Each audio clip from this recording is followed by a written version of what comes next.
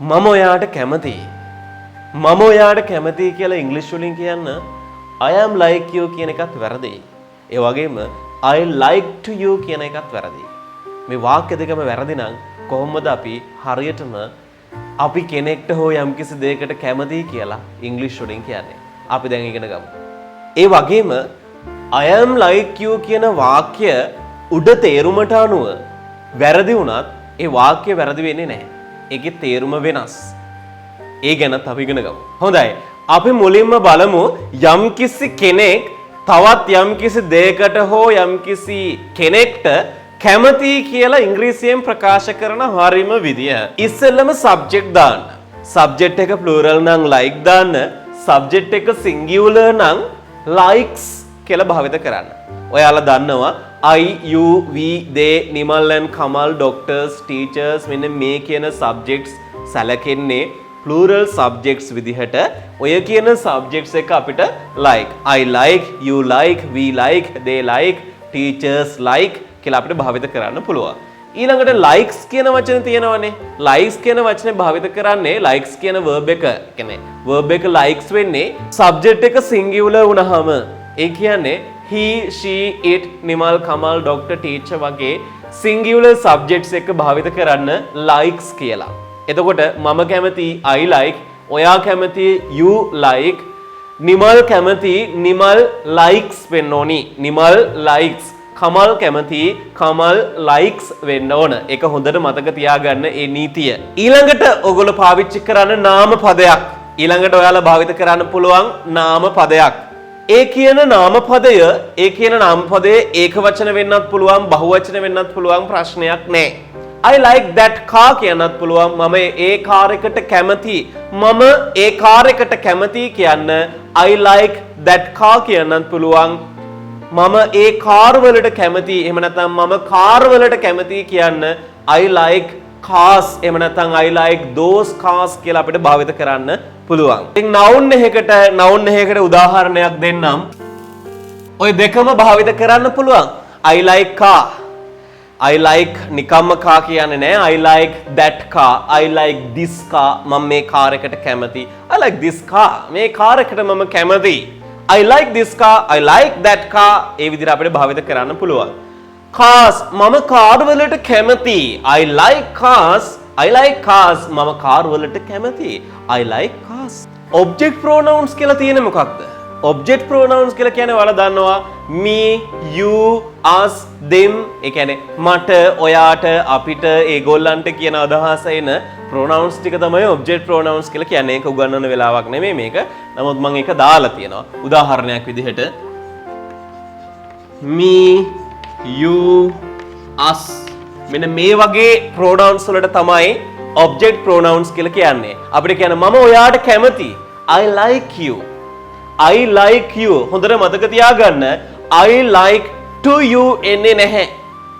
ඉතින් ගොඩක් අය හිතනවා ඔයාට අපිට ඔය කියන ට ශබ්දය ගන්න to දාන්න ඕනි කියලා හැම වෙලේම. එහෙම හැම වෙලේම ට කියන අදහස ගන්න to දානව නම් ඔයා කවදාවත් කියනවද I love to you කියලා කියනවද? දැන් කියලා ඇතේනේ කට්ටිය අනිවාර්යෙන් මේක බලන කට්ටියනේ කවදා හරි කියලා ඇතේනේ I love to you කියලාද කිව්වේ I love you කියලාද කිව්වේ I love to you කිව්වේ නෑනේ කවුරුත් නේ එහෙනම් ට එනවා කියලා to දාන්න ඕනි කියලා නීතියක් නෑ ඒක හොඳට මතක තියාගන්න හැමදෙනාම හරි එතකොට මෙතනට භාවිත කරන්න object pronouns Nimal likes me Nimal මට කැමති කමල් likes me කමල් මට කැමති they like us ඒගොල්ලෝ අපිට කැමති ඕනම object pronoun එකක් භාවිත කරන්න පුළුවන් මේ රටාවට අනුව එහෙම නැතුව to භාවිත කරන්න එපා නාම පදයකට කලින්වත් හොඳට මතක තියාගන්න මෙතනට to භාවිත කරන්න එපා to use කරන්න එපා I like apples මම apple වලට කැමති I like apples මම apple වලට කැමති නැතුව I like two apples වෙන්නේ නැහැ I like two apples වෙන්නේ නැහැ ඒක සම්පූර්ණයෙන්ම වැරදි to භාවිත කරන්න එපා ඔය කියන නාම පදයට මුලින් She likes chocolate ඇය කැමති චොක්ලට් වලට. එහෙම නැතුව she is like chocolate කියන්නත් එපා. මොකද මෙතෙන්ට සමහරු ඈමීසා දානවා. සබ්ජෙක්ට් පස්සේ ඈමීසා දාලා likes දානවා. කැමති කියන අදහස ගන්න.